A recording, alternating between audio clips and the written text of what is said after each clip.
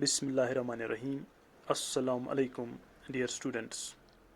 Today we are going to learn about argand plane or complex plane.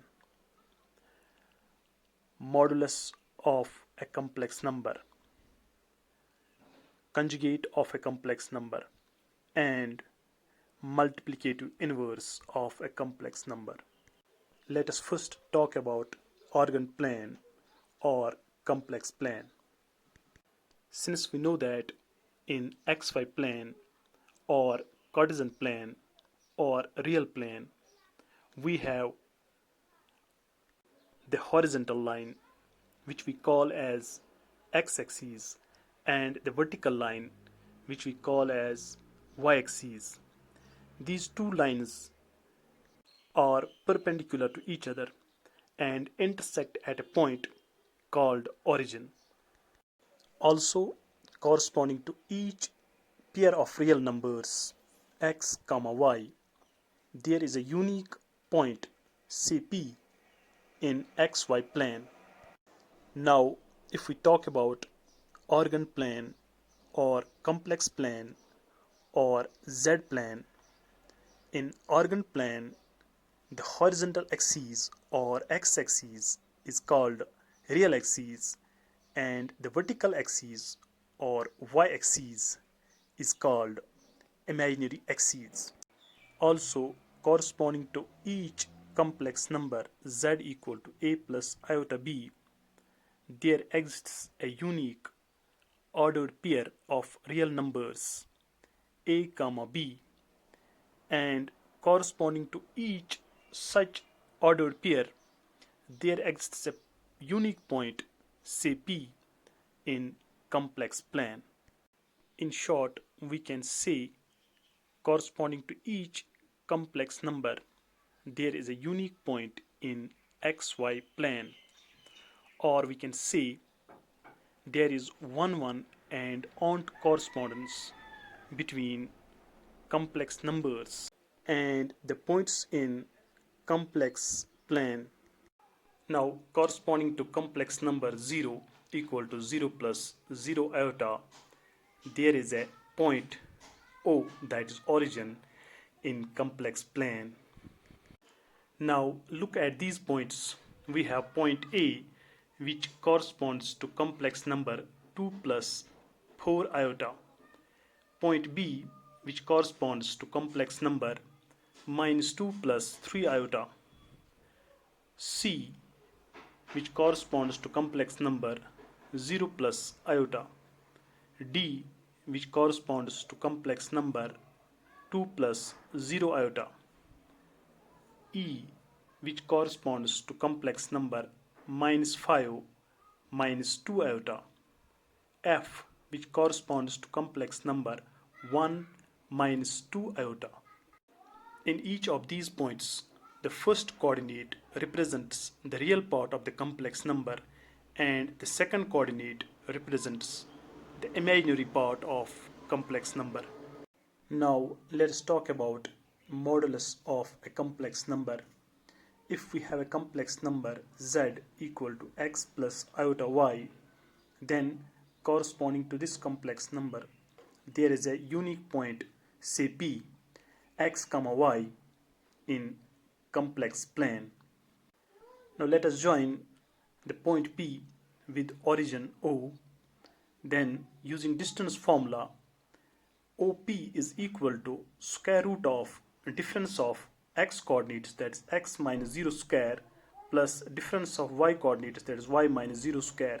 Thus we get OP is equal to square root of x square plus y square. This distance OP is called modulus of the complex number z and is represented by mod z. Thus we can write modulus of complex number z, that is mod of z, is equal to square root of real part square, that is x square, plus imaginary part square, that is y square. Now let's take an example. We have complex number z equal to 3 plus 4 iota. Then modulus of this complex number is mod of z equal to square root of real part square that is 3 square, plus imaginary part square, that is 4 square, which is further equal to square root of 25, and that is equal to 5. Thus mod of z, or modulus of the complex number 3 plus 4 iota, is equal to 5. In other words, we can say that the point corresponding to complex number z equal to 3 plus 4 iota is at a distance of 5 units from origin O. Now let's talk about conjugate of a complex number. If we have a complex number z equal to x plus iota y, then conjugate of z, denoted by z bar, is equal to x minus iota y. In conjugate of a complex number, the sign of imaginary part get changed, whereas the real part remains unchanged. Also, the points corresponding to the complex number and its conjugate are mirror images of each other on real axes.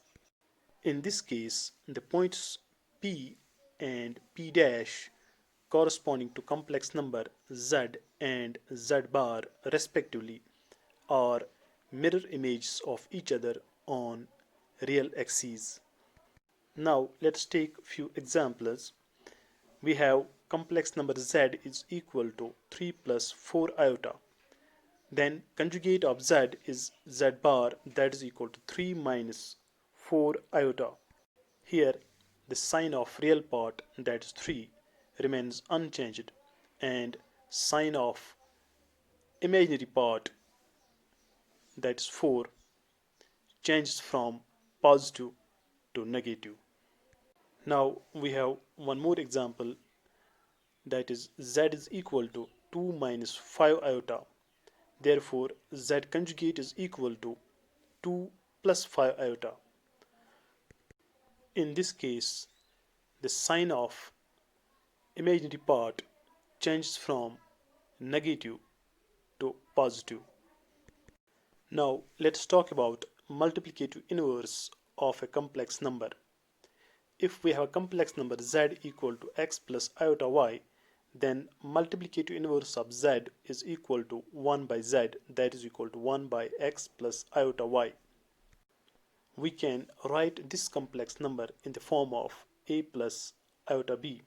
For that, we multiply numerator and denominator by x minus iota y, so we get x minus iota y divided by x square minus iota y square. Since iota square is equal to minus 1, thus in denominator we get x square plus y square. Since we know that if z is equal to x plus iota y, then conjugate of z is equal to x minus iota y, and mod of z is equal to square root of x square plus y square. That imply mod of z square is equal to x square plus y square.